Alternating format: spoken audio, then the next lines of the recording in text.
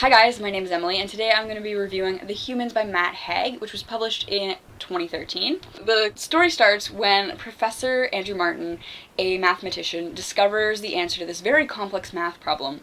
And it turns out that knowing the answer to this problem will change the meaning of life for human society. And this alien society, who is much, much more advanced, is kind of monitoring what's going on, and they see that he's solved the problem, and they go, nope, humanity's not ready for this kind of advancement. And so they neutralize Andrew Martin, and they send someone in the disguise of Andrew Martin down to Earth to interact with his family and friends and find out who he told about this solution so that they can neutralize them too, because they feel that humanity is not ready for this. The alien Andrew Martin doesn't really know anything about how humans work, and the book is just a collection of hilariously awkward and touching moments in which alien Andrew Martin tries to interact and engage with real Andrew Martin's family and friends and coworkers. It's laugh out loud funny, alternating with such painful and dark moments, because we learn that the real Andrew Martin wasn't exactly the nicest person ever.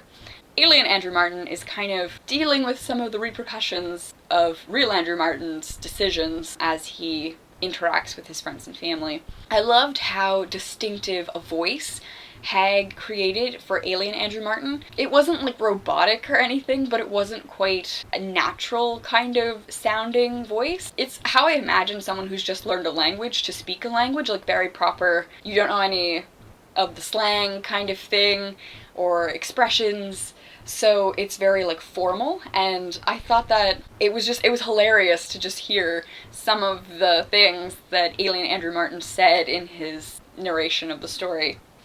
Like, I went downstairs and found an address book. Inside were addresses and telephone numbers for people listed alphabetically. I found the telephone number I was looking for. A woman told me Daniel Russell was out and would be back around an hour.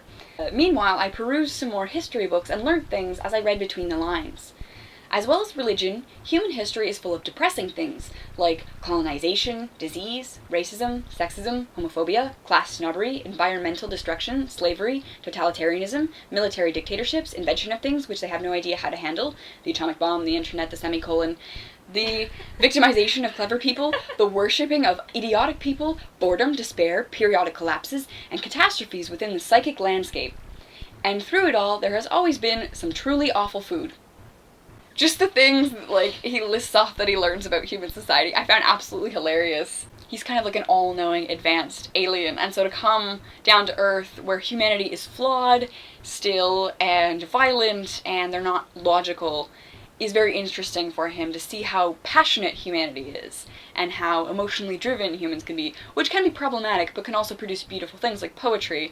And so he has a bit of an obsession with Emily Dickinson, who he's discovered through reading in his spare time, waiting to decide whether or not to kill his family. I really love just seeing alien Andrew Martin's interactions with people and human society, especially his interactions with the family dog Newton, which were just hilarious, because I guess as an alien he's kind of advanced in his communications, and so he can't quite understand Newton speaking, but he's, I guess, more aware of the feelings of the dog. He's more empathetic, and so he kind of speaks for Newton. There are little italic moments of what he thinks Newton is saying, or what he interprets Newton to be saying, that are just absolutely hilarious. He takes Newton out for a walk. Newton kind of drags him out to this patch of grass. This is what dogs like to do, I discovered. They like to run around in the grass pretending they were free, shouting, "We're free, we're free, we're free! Look, look, look how free we are!" at each other. It really was a sorry sight, but it worked for them, and for Newton in particular. It was a collective illusion that they chose to swallow, and they were submitting to it wholeheartedly, without any nostalgia for their former wolf selves. Newton is barking at someone. He goes, "Look," he seemed to bark, "look, look, look!" I was picking up his language.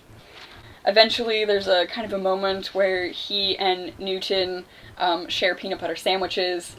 I decided to try something called crunchy whole nut peanut butter. I placed it on the bread and gave some to the dog. He liked it. "Should I try it?" I asked him. "Yes, you definitely should," appeared to be the response. Dog words weren't really words, they were more like melodies, silent melodies, but melodies all the same. It is very tasty indeed. He wasn't wrong. So, like, there are just little moments where he kind of interprets what Newton is saying, and I thought they were hilarious, and I really enjoyed this book, and I would highly recommend that you check this out. It's cute and a touching story, but also incredibly funny at times, so nice range of experiences reading this book. So yeah, The Humans by Matt Haig. You should check it out. Thank you for watching. Bye!